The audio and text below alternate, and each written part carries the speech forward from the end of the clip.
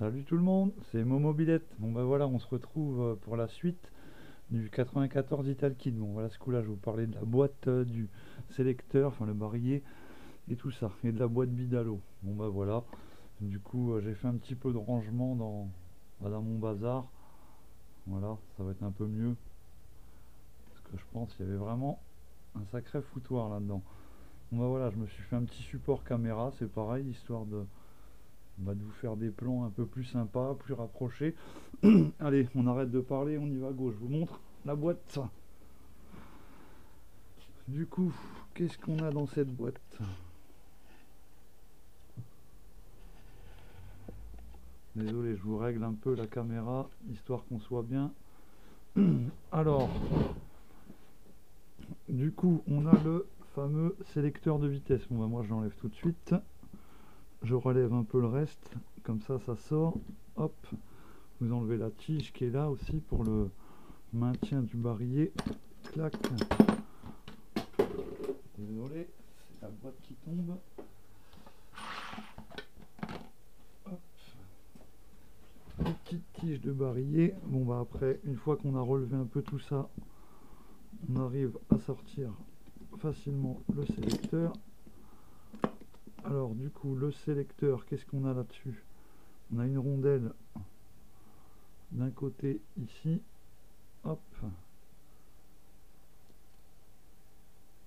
Et une rondelle de l'autre côté. Voilà.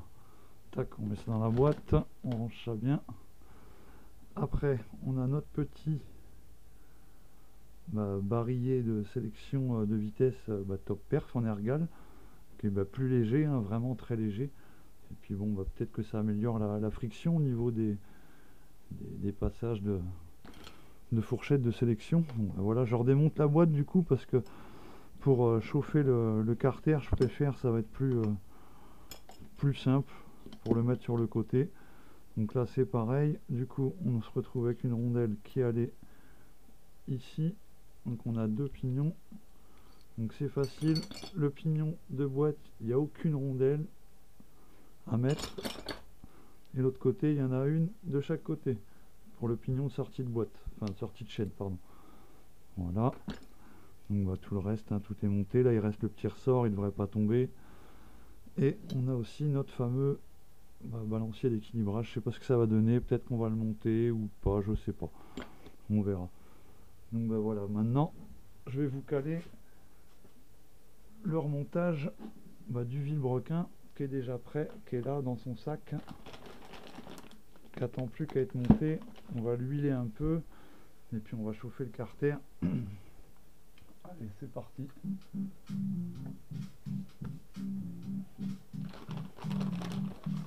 Donc dans mon cas, le carter est propre, c'est parfait.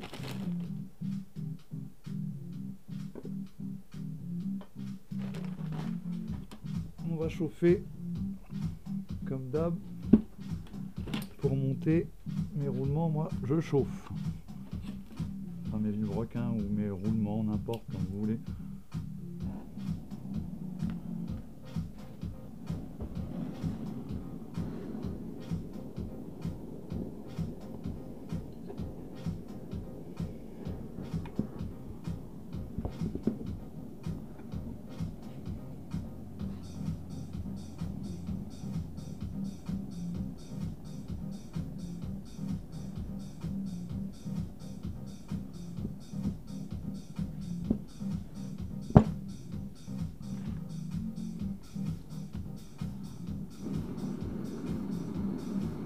Voilà, on chauffe tout ça tranquillou. Voilà, j'ai un petit peu un souci avec la flamme.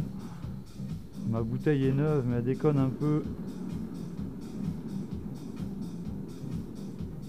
Puis voilà, en fait il y a un petit souci moi je trouve avec l'Italkit, encore une fois, c'est que normalement le vilebrequin on devrait le monter dans l'autre carter. Et de ce côté là il devrait être glissant, le roulement, il devrait se monter, le vilebrequin devrait se monter du côté du roulement glissant quoi. Voilà, je comprends pas pourquoi sur Italkit ils ont fait ça.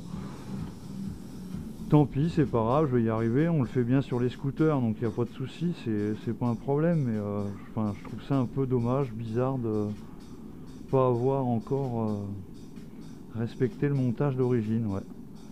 Ah bon. Je pense que ça devrait fonctionner sans problème, il n'y a pas d'incidence, mais j'aurais préféré que ça se monte normalement.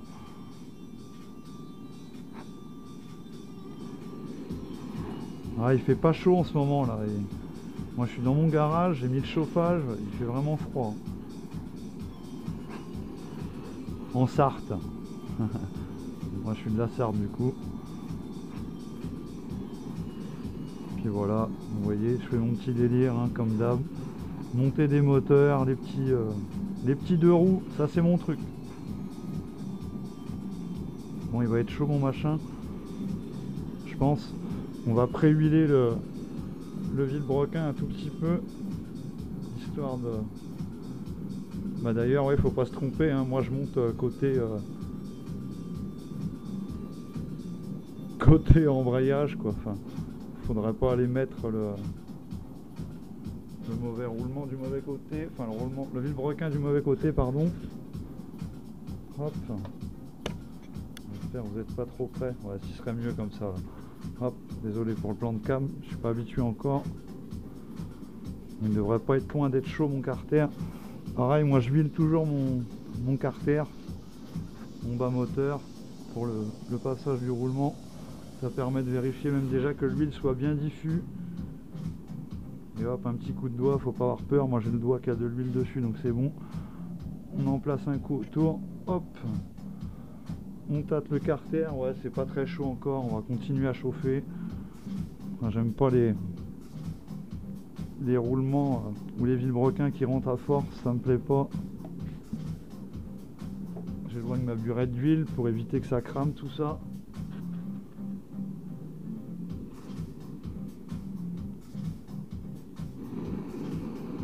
Oh là, ça s'affole.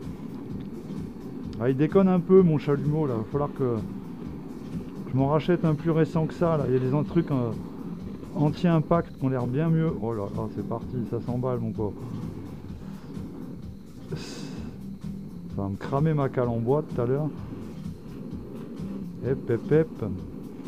Bon les petits chiots, mon carter, pchit le doigt. Ouais, pchit le doigt, c'est bon. Allez, on remet ça à plat. Et on va enquiller donc du bon côté, côté rainuré, côté embrayage. Hop, on enquille ça dedans.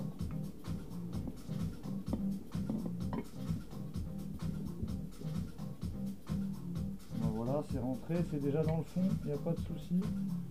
Hop, il y avait une petite peluche qui traînait.